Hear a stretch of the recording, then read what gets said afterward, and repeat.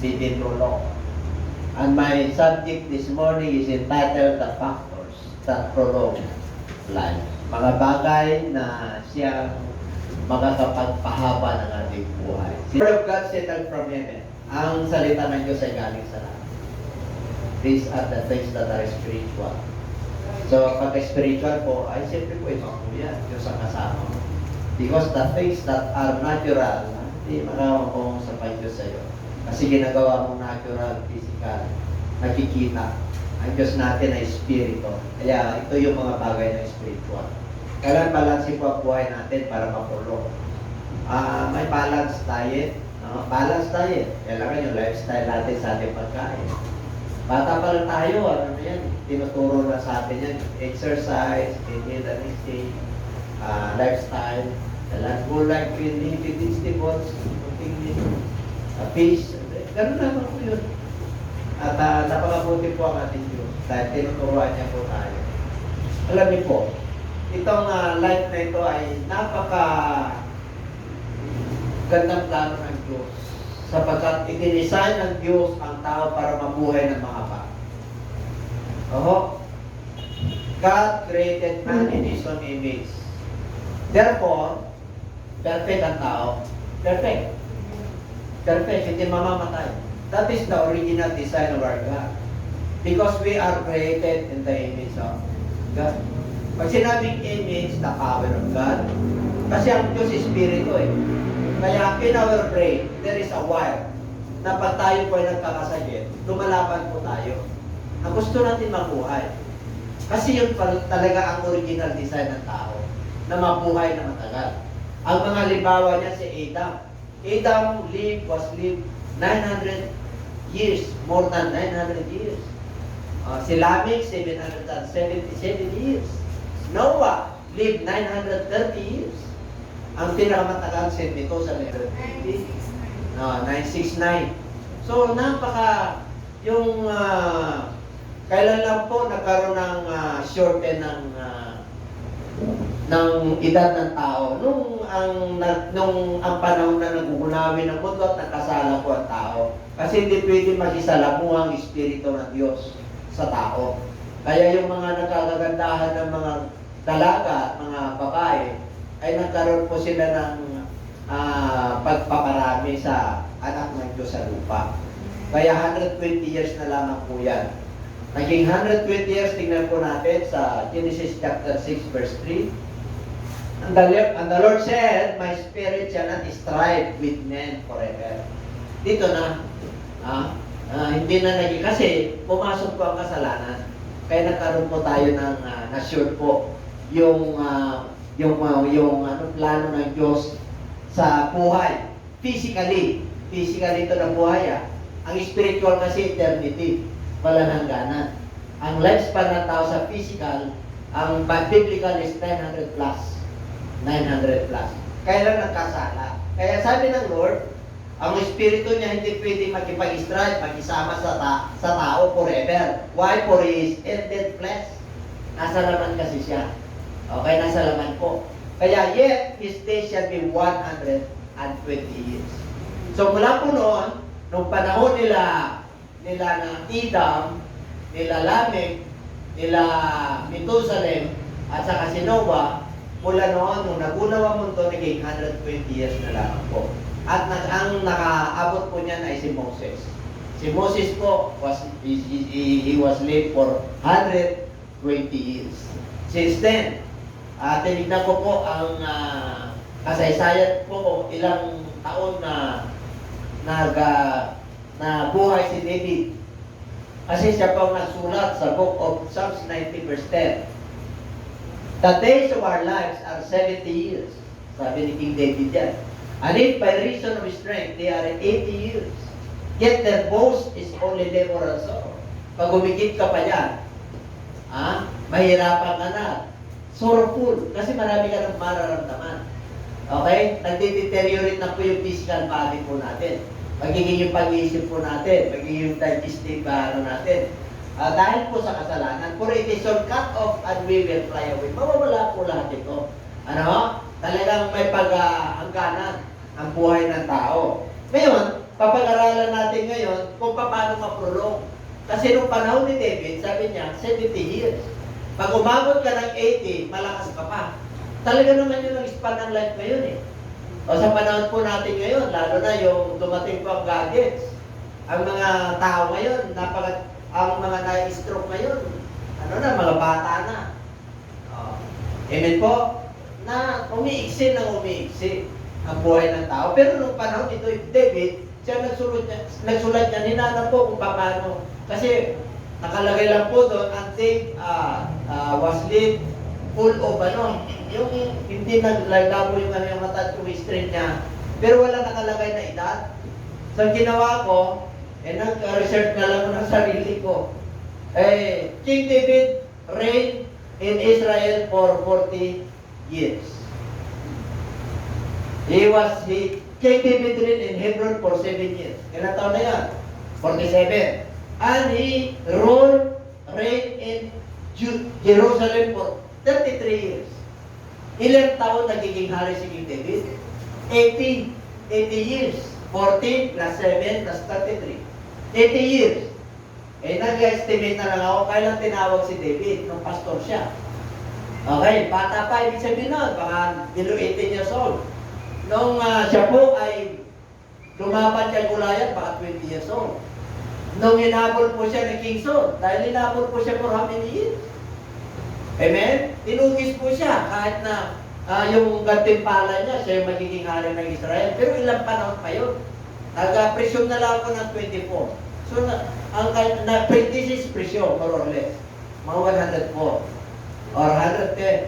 Pag-umabot ng 120, we don't know. Amen? Kasi walang eksakto sa Bible. So, ibig sabihin sila yung nakaabot. Sa panahon natin ngayon, meron pa, di ba? Meron pa? Sa Guinness Book of Record? Meron pa. So, ibig sabihin, yung iba nga 114 ba yun?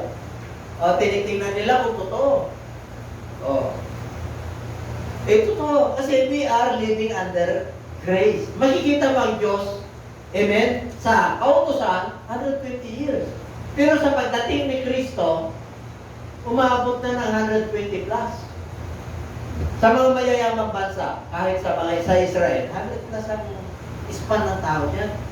Talagang na nila yun eh. Buhay na nila yun eh. Kasi anak sila ng Diyos. Mga German Jews, living more than 100 years. Mga American Jews. Kasi meron silang lahi talaga na talagang Russian Jews. May Filipino Jews din. Marami may mga lahi. Kaya pag nalahiya ka ng Hudyo, magkakaroon ka ng prolong life eh. Kasi nasa kanila pangako eh. Amen? Andiyan pa ba kayo? Ngayon, dito po natin na titignan kung paano ma-prolong. Kasi ang sarap mabuhay, tama? Kaya nga may mga herbal medicines eh. Kaya nga may mga espesyalista na doktor eh. Kasi lumalaban tayo. Alam niyo kung bakit? Kasi po, maganda yung panahon natin ngayon. Biyaya sa biyaya. Dahil yung schoolmaster, yung kautusan po, walang makakasunod po yan. Kaya bumaba ang ating Panginoon Diyos. Para mabuo, para makumpleto. Ano yung kukumpleto ng Diyos? Yung prolong life, yung bunga ng banal na espiritu, yung pangako ng Diyos na abundant life. Yun yung pinangako niya eh. So yun din yung fulfillment sa panahon natin ngayon. Kaya sabi ko sa katabi, mapalat ka. Oo, kasi meron na tayong Panginoon Diyos na kung hindi kayang pagalingin ng herbal o doktor, meron tayong pananampalataya. Yun ang pinakamatindi doon. Okay, palakpakan natin ang Diyos. Palakpakan natin ang paya. There are factors that prolong life. Biblika. Ayan, number 1. Tingnan natin. Itong sikreto. Number 1, factors. Keeping God's commandments. Pag sinabing keeping, obeying. Sumunod ka sa pinag-utos ng Diyos. Hindi mo lang babasahin dyan. Binasa mo na, minitinig mo na, sumusunod ka pa. Doon kikilos ang Diyos. Kaya sabi niya sa 1 Kings 3:14, so if you walk in my ways, yan.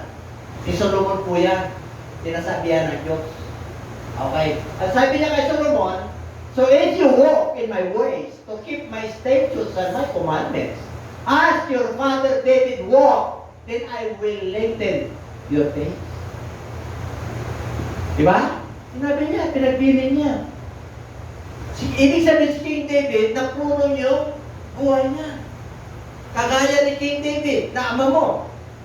You must keep His commandment, my commandments, you must walk. So that I will lengthen your days, I will prolong your life. Ganon din po tayo. Hindi nagbago po yung utos ng Diyos. Ano ba yung utos ng Diyos? Number 1, mahalin mo ang Diyos sa iyong buong kaluluwa, puso, at lakas. Paano mo mamahalin ng Diyos?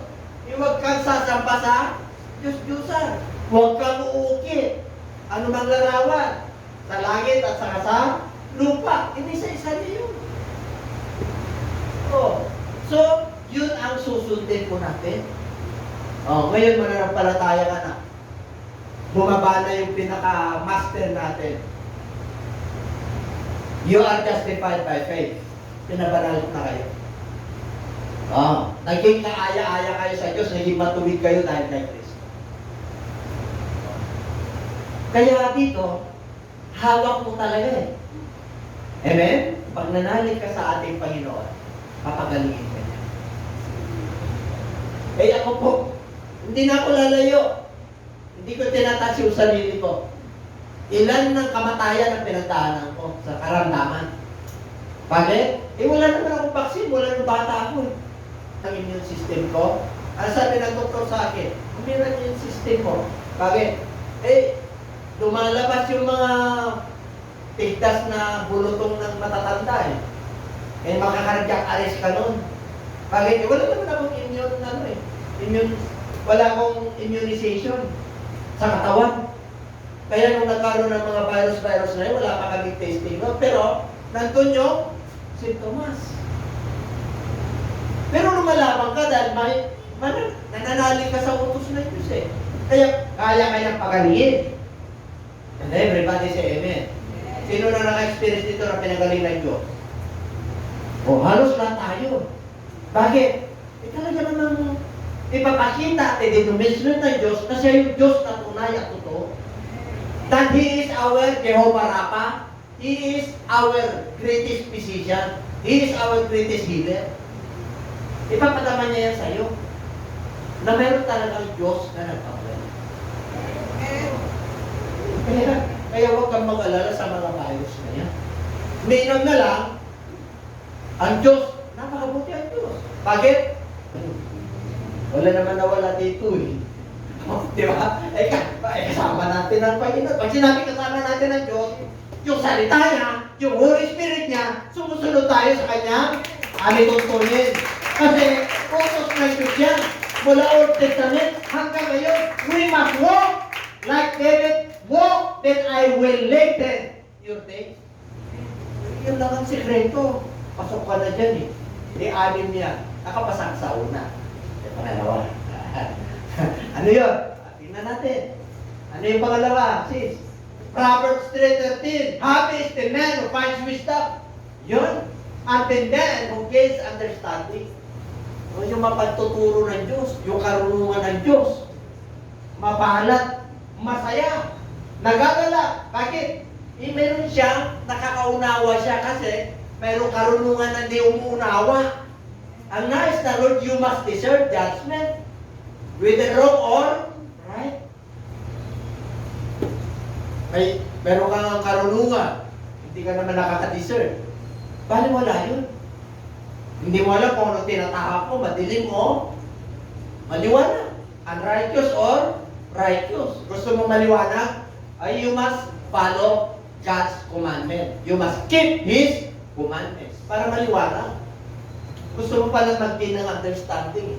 Ang daming tao marunong.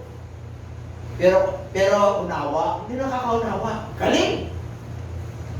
Pero siya lang ang gustong mong pakinggan. May mga ganun eh. One-sided. Yung gusto niya lang. Yung siya lang yung tama. Hindi niya lang may tama na siya. Nakakita na kayo na siya lang ang tama. Hindi niya alam may tama pala siya. Maraming tao ganyan. Kailan marunong ka magbalanse. Bigyan mo ng reasoning, rational yung tao. Kasi may opinion yan. Kinrate din lang din yan ng image of God. Pareho lang din kayo. Eh, pag may unawa ka, maunawaan mo. Hanggang doon lang siya. Di ba? May wisdom ka. Okay na. Okay na yan. Yun na yan. Ano sabi ng Bible? Pag pinatulan mo ang mangmang, mas mangmang ka. Okay, pag umiiwas ka sa mangmang, ay mangmang ito. Matalino ka. Bakit? Umiiwas ka eh. Pag kinausap mo yun, pinatulan mo. Walang katwiran na tama yun.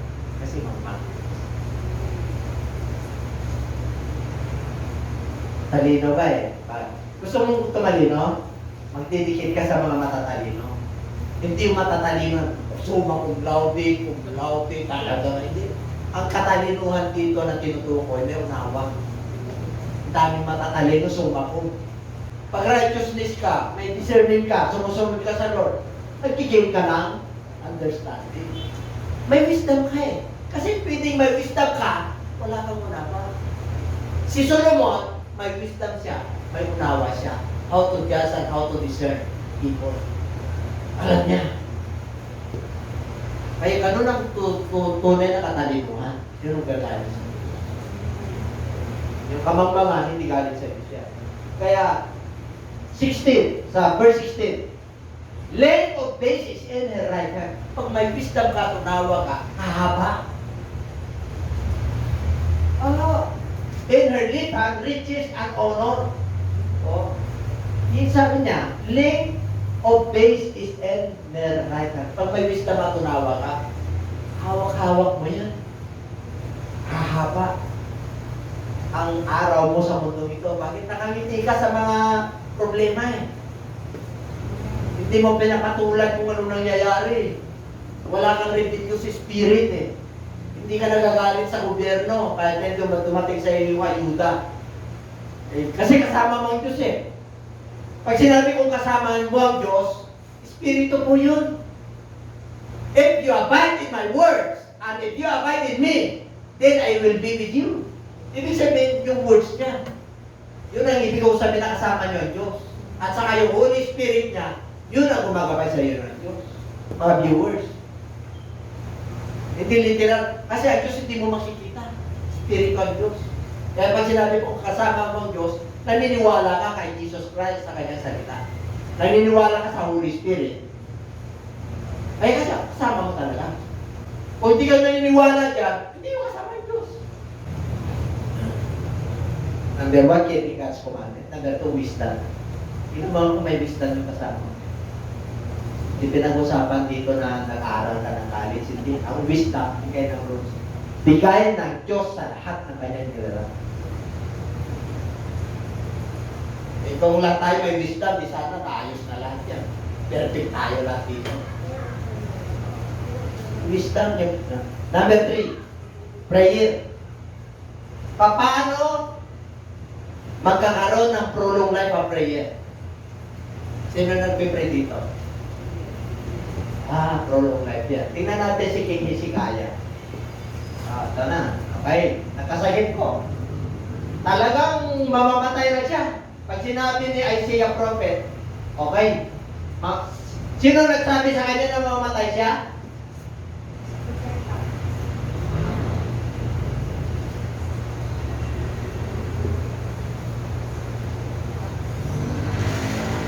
Set your house in order.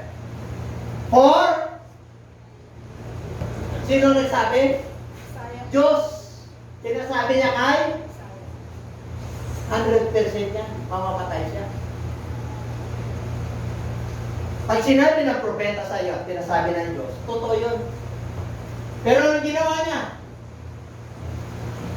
Pag karinig niya, hindi siya napangina ng loob. Pag sinabi niya, face the wall, yung altar niya. Pumunta siya sa altar niya. Anong ginawa niya? Pray to the Lord pray to the Lord, saying, 3. Remember now, oh Lord, I pray how I have walked before you in truth and with a loyal heart. Loyal siya eh. Sumusunod siya sa panuntunan ng Diyos. And have done what was good in your sight. And Hezekiah wept bitterly. Gusto niya pang mabuhay. Anong ginawa niya? Nag-savings siya. Ano yung savings niya? Gumawa siya ng mabuti. Sumunod siya sa panuntunan ng Diyos. Loyal sa Kanya. Kaya nung mag-withdraw na siya, ay ibig sabihin nung mag-prayer request siya. Ano yung prayer request niya? Nakita ng Diyos lumuhay. Umiyak eh. Gustong mabuhay eh. Lumalaban siya. Tatanda natin, Old Testament yan. Wala pa si Kristo. Under the law sila.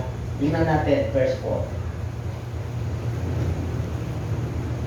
Alam mo, malayo na si Isaiah. Pag sinabing middle, into the middle court, malayo na po yun. Palasyo po yan. May kalayuan na. Nagsalita ang Diyos sa kanya. Balik! Pero mo, pinababalik siya ng Diyos. Sabihin mo kay Hezekiah, hindi na siya mamamatay, mabubuhay. Pero mo, babawiin. Kaya ba ng Diyos na gano'n? Diyos siya eh. Kaya niyang pawiin, kaya niyang magkaroon ng extension. Diyos siya eh. Wala kang magagawa kung bubuhayin niyo yung makasalanan. Wala kang magagawa kung yung mahirap magiging hari. Wala kang magagawa kasi Diyos siya. Kaya sabi niya, bumalik ka. Bakit? The God of David, your father, I have heard your prayer. Kasi lahi ni David yan. Pag sabing lahi ni David, sunisundan mo yung tatay mo. Hari yun eh. Anong nakita ng Diyos sa kanya? Anong narinig? I have heard your prayer. I have seen your tears. Surely, sigurado papagalingin ka na. On the third day, you shall go up to the house of the Lord. Ang ibig sabihin, pupunta ka na sa templo kasi magaling ka na. Yun yung assurance sa'yo. Pero mo, bumalik si 6. Bumalik eh. Ano sabi sa kanya? And I will add to your days 15 years. I will deliver you and the city from the hand of the king of Assyria. And I will defend the city for my own sake and for the sake of my servant. Then Isaiah said, take a lump of figs so dito and did it on the boil and he recovered. Ano sakit niya? Bukol. Bukol. Bakit mamamatay kagad? Baka cancer yun eh. Wala pa naman mga x-ray. Isang kamatay niya yun. Bukol, anong ginawa niya? Kumuha siya ng herbal. Itinapal. Gumaling. Kaya yung mga puno na yan, abay, niyano ng Lord yan. Sino ang may dito? Serpentina. Pero kung pangalan lang, mapait na serpent eh. Ang tindi na mga herbal. Pag ito matindi, paano ako maniniwala na gagaling ako? Ito may matindi. Kasi pag propeta na ito, 100%, sinabi niya, totoo. Bumalik eh. Sinabi niya gagaling ka. Hari siya eh. Papatunayan mo ngayon kung paano ko gagaling. Kung sabi namang Diyos sa kanya, sige, 8. And Hezekiah said to Isaiah, what is the sign that the Lord will heal me? And that I shall go up to the house of the Lord the third day. Ano kayo na palatataan para gagaling ako?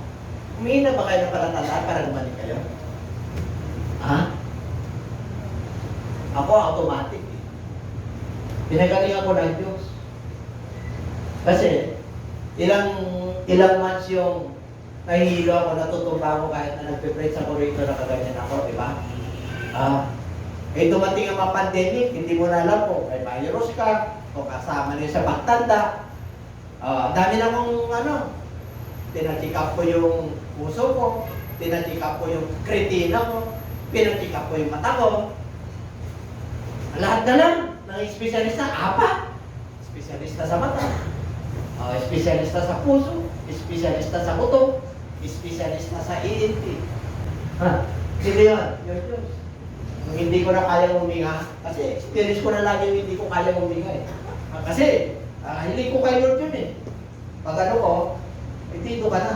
Ibig sabihin, hindi ka na alagayin. Nandiyan pa ba kayo? Yung iba naman, alam nyo. Ano ba naman kung hilihin mo, Lord, bigyan mo ko ng 100 years. Tapos pagkising ko, okay na ako. Hindi na ako mag-isip. Di ba? Pwede mong hilihin sa Diyos yan. Kung marami akong nararamdaman, 6 na buwan na, dumating yung panahon hindi na kumakain, di ba? High blood ako, dinipin niya ako. Ito, ulitin ko ulit para malaman ng mga viewers. April 5, 2021.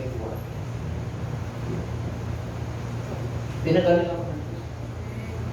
Paano ako pinagaling ng Diyos? Kita-kita ko, damang-dama ko eh. Mula ulo hanggang talampakan. Wala lahat yung sakit ko. Paano? Nasa bed ako, literal na bed. Yung bed namin. Pinakita sa akin ng Lord yung kristal, yung spiritual. Pumunta lang ako sa kabilang bed, spiritual na. Binalik ako.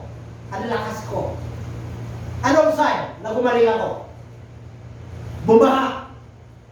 Hindi naman umulan. Bakit bumaha? Nakalimutan. Hindi ko alam kung si pastora nakalimutan ako. Kasi hindi kami pwede magsisiyahan. Kasi may mga edad na kami. Binaha! Bumangon kagad ako! Pag bumabangon kagad ako, tumba ako. Tatandaan niyo, 6 months ako, na hindi ako pwedeng bumangon kagad. Pag bumabangon ako, wala na. Bakit ako bumangon kagad? Yung adrenaline ko. Bakit? Bahain! Baha! Uy, baha na! Baha na! Baha na! Yung mga gamit natin, baha na! Uy! Yan! Sino ang nagano sa'yo? Hindi na problema yan. O, napagod na ako, naglimas na ako, ilang oras, wala akong naramdaman. Hanggang ngayon!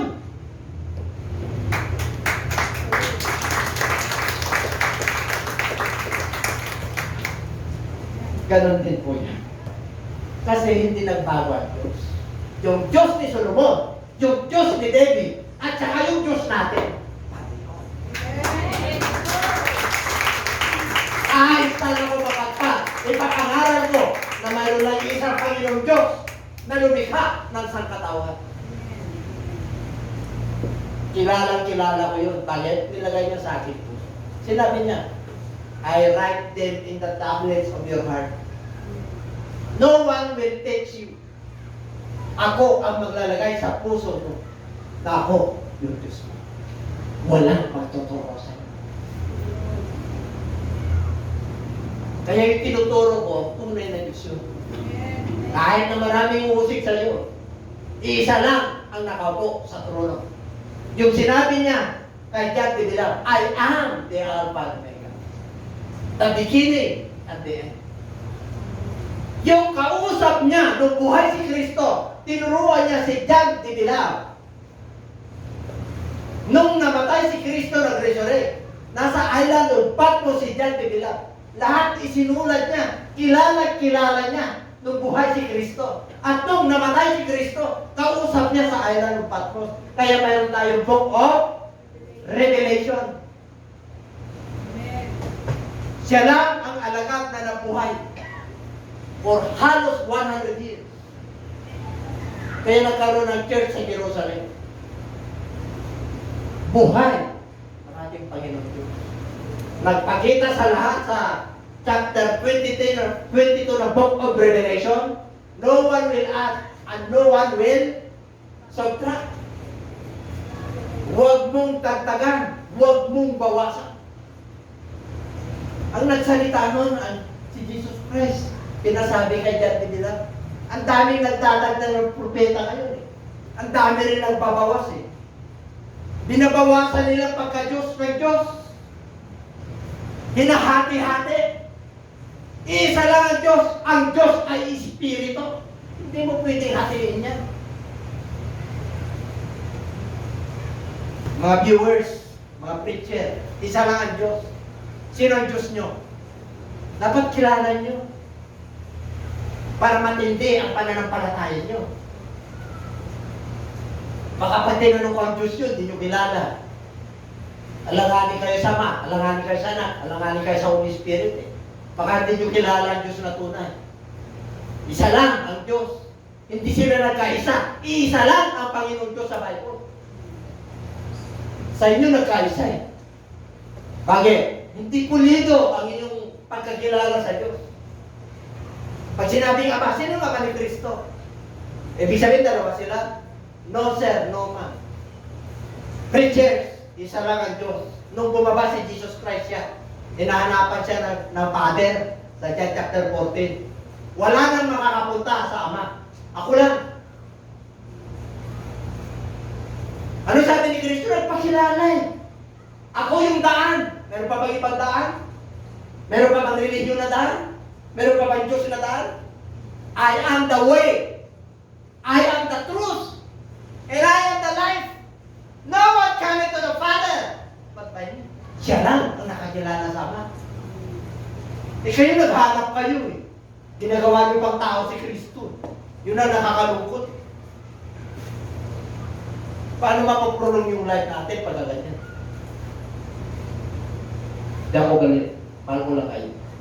Pinapag-aral ko kayo ito. Kasi ang pagkakilala ko kay Kristo, siya yung nakaupo sa trono. Espiritu siya. Ay, nakasama niyo ba si Kristo ng panahon niya? Bakit nagduda yung mga lagat? Kasi tao si Kristo sa kanila. Kasi kasama nila. Tayo, mas mapala ang nananalig kay Kristo na hindi niya nakita. Kaya sabihin mo siya, kata niya, mapala tayo. Pero mo, hindi ka. Bakit buhay? Nagbago tayo. Naliwanagan tayo. Nasumpungan tayo ng Diyos. Nagpakilala siya sa ating buhay. Na siya lang ang Panginoong Diyos na nag-isa. Kaya nakakahabag yung mga hindi nakakilala sa tunay na Diyos. Pag sinabing Father, the everlasting Father, Isaiah 9:6. Wala kang ibang Father, kundi yung ipapanganak ng birhen. Siya yung everlasting Father, He is the Prince of Peace. He is the mighty God and the everlasting Father. Nung pinanganak sa Sabsaban, 7:14 ng Isaiah, Emmanuel is with us. Kaya nung nandito si Kristo, ang Diyos sumasabi. Hanggang ngayon! Sabi mo sa katanin mo, ang Diyos ay sumasabi. Kahit na nandun na si Kristo sa trono niya. Ganun kabuti ang Diyos. Kaya, God can prolong your life through Jesus Christ. Palapakan natin. Sa third day, 9, malapit na. Then Isaiah said, this is the sign to you from the Lord, that the Lord will do the thing which He has spoken. Shall the shadow go forward, then the grace shall go backward, then the grace. Hezekiah answered, it is an easy thing for the shadow to go down, then the grace. No, but let the shadow go backward to the grace. 11. So Isaiah the prophet cried out to the Lord, and he brought the shadow 10 degrees backward by which it had gone down to the sun. Dahil ang ihas. Ang orasan po noon wala pang ganito. Ang orasan noon shadow. Alam mo ba kung alas 12 na? Ng tanghali? Paano mo malalaman kung walang nilo? Yung anino mo, diretsyo. Pag ang anino mo naka-forward, sunrise. Pag anino mo naka-backward, sunset. Andiyan pa ba kayo? Yun ang mga ano noon. Pagka pising east ka, sunrise. Pagka pising west ka, sunset. Sa Pilipinas, ang sunrise sa east, sa lang isang Pilipinas. Rizal, Antipolo, Saan ang west? West Philippines eh. Zambales, Bulinaw. Saan ang north? Yun. Norte, punta ka ng Lawag. Mga norte yan. Saan ang south? Cavite. Papunta ron, south yun. Ano sabi niya? Oh, pero mo, para mapagbigyan si King Isaiah, Hezekiah, ano si Kon eh? Si prophet, please, Lord, ipakita mo sa kanya na siya ay magaling. Na totoo yung sinabi mo sa pamagitan ko. Ano sabi ng hari? Eh, hari siya magaling eh. Pag hari ka, magaling ka. Pag sinabi ko na forward yung relo, alas 11 na ngayon, alas 12, alas 2, alas 3, madali, forward eh. Ang ibig sabihin, madali mag-forward yung araw, yung rotation ng araw. Madali, 10 degrees eh. Ilan ba yung 10 degrees? Ano to? Ilang degrees ito? 45? 45, di ba? 10 degrees eh. So, ibig sabihin, alam niyo ba yung 10 degrees? Alam mo ba yung pag ininto ng Lord, yung ikot ng mundo ng 10 degrees? Ay, grabe po yun. Huminto eh. Huminto yung, kahit huminto, umatras, hindi huminto. Kung forward, madali, patrasin ko. Gagawin ko, hindi forward. Yung play clock natin, di ba forward? Alas 12 raw na. Gawin ko, alas 11 na ngayon, alas 10, alas 9, alas 8. Grabe.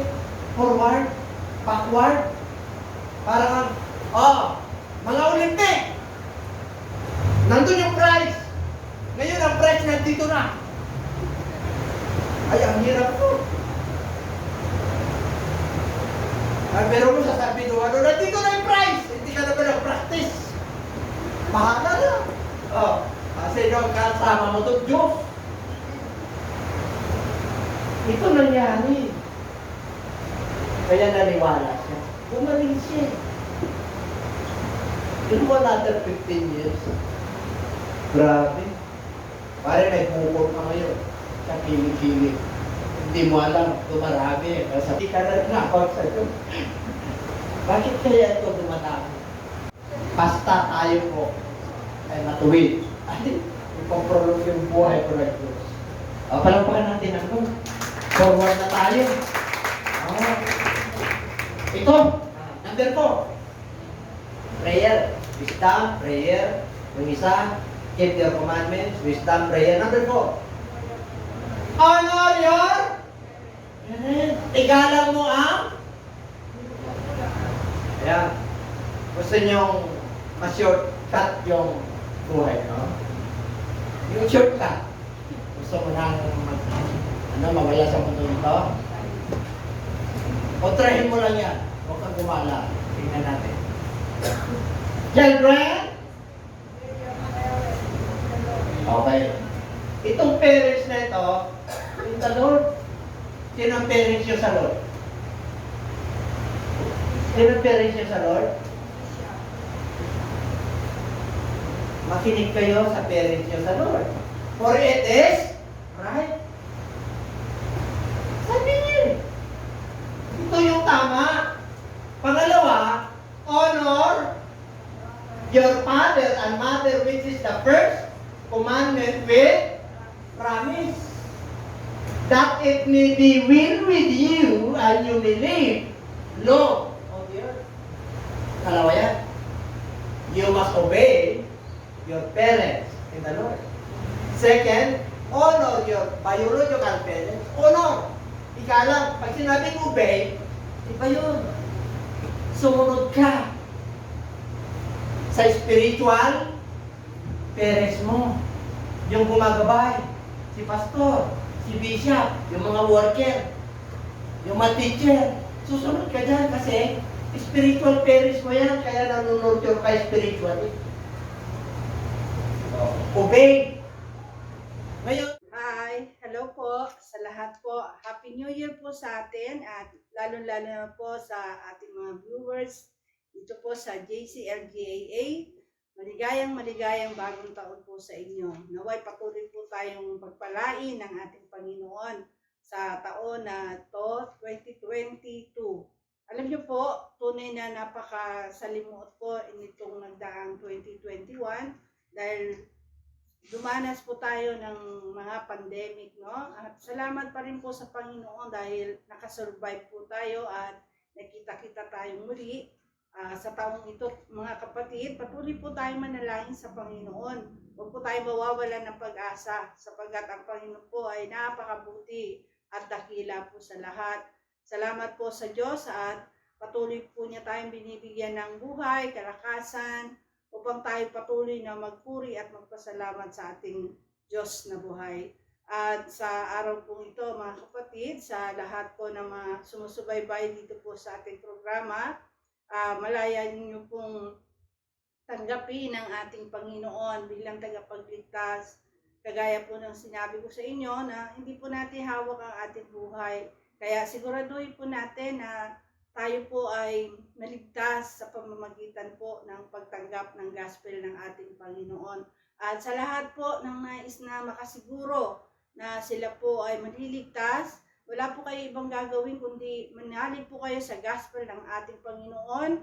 Subukan niyo po at gawin po natin na ito ay maging totoo sa ating buhay. Kaya sa lahat po, nayayahan po namin kayo na sumunod po kayo sa maikling panalangin ng pagtanggap sa ating Panginoon upang tayo po ay makalapit ng malaya sa ating Diyos na buhay. Lahat po ay nayayahan po na sumunod sa maikling panalangin ng pagtanggap. Ipigil po natin ang ating mga mata, itaas po natin ang ating dalawang kamay, at sumunod po kayo sa maikling panalangin. Ama banal na makapangyarihan sa lahat, aming Diyos na buhay, salamat po sa oras na ito. Kilala mo po ako. Lumalapit po ako sa iyong banal na trono. Nagpapakumbaba sa aking sarili. Napatawarin mo po ako sa lahat ng aking mga pagkakasala na nagawa sa iyong harapan at sa aking kapwa.